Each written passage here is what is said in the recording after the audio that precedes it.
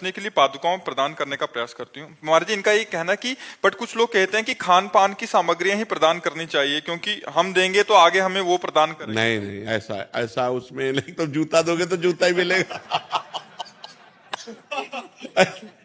देखो, उसमें उसमें आपका मुख्य प्रधान भाव हुआ कि उसको ताप न लग जाए, उसको कंकड़ न लग जाए, उसको कांटा न चुभ जाए। तो ये जो आपको सुख देने की भावना है वो पलट कर आपके हृदय में आएगी। आपके हृदय में ताप न लग जाए, किसी कोई ऐसी बात आपको न कहे जिससे आपका हृदय दुखित हो जाए, वो भगवान आपको इतना सुख देगा, इतनी सामर्थ्य देगा। अगर ऐसा केवल हो कि जिसने जूता दिया उसे जूते मिलेगा, तो जिसने छाता दिया उसे छाता ही मिलेगा, ऐसा नहीं है। उसका भाव है, उसका भाव है, भाव का फल होता है, जूता का फल नहीं हुआ। उसमें भाव हुआ कि छोटे छोटे बच्चे हैं, ये गरीब लोग हैं, इनके पैरों में ताप लगेगा, कंकड़ चुभेगा, पादुका होगी तो इनको सुख मिलेगा। तो उनके सुख के लिए जो आपने भावना की वही पलट कर आपको सुख प्रदान करेगा। हम जो दूसरे को दुख देना चाहते हैं उसे दुख मिले ना मिले, हमारा हृदय पहले ही जलने लगता है। और जब हम किसी को सुख देना चाहते हैं तो हमारा हृदय पहले सुखी होने लगता है।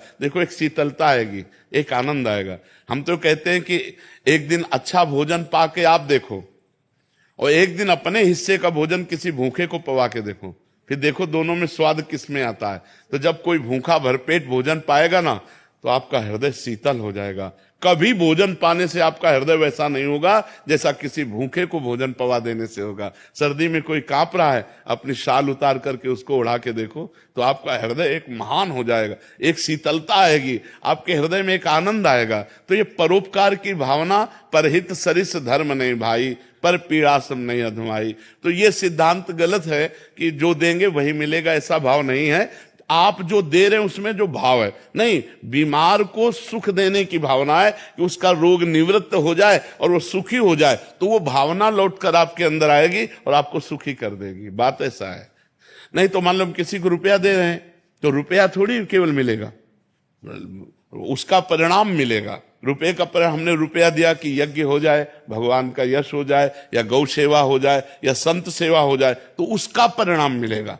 वो आंतरिक भाव देखा जाता है, बाह्य वस्तुओं को नहीं देखा जाता। संसारिक आदमी बाह्य वस्तुओं को देखता है और भगवान आंतरिक भाव को देखते हैं, उसी भाव की पूर्ति भगवान करते हैं। तो सबसे उत्तम भाव ही है। हाँ, भाव, कोई वस्तु नहीं है। हाँ, वस्तु नहीं। जैसे आपके पास वस्तु है, वस्तु दे रहे हैं, और जैसे वस्तु नहीं है और हृदय जल पाया गया कि अरे कितना कष्ट है, छोटे छोटे बच्चे पार, आपका हो गया, आपको उसका लाभ मिलेगा। कलिकर एक पुनीत प्रतापा, मानस पुण्य हुए नहीं पापा, मानसिक पुण्य भी हो जाएगा। काश हमारे पास पैसा होता, मैं सबको जूते खरीद के देती। काश मेरे पास पैसा होता तो मैं सबको स्वस्थ देखती, सबको कपड़ा पहनाती, सब। ये पुण्य मिलेगा, इससे आपका लाभ बनेगा, आपकी भावना महान बनेगी और आपको इसका परिणाम आगे मिलेगा। देने पर जो लाभ मिलता है वही ना देने पर भी लाभ मिलेगा, केवल भावना करने मात्र से। भाव से ही तो सारी बात बनती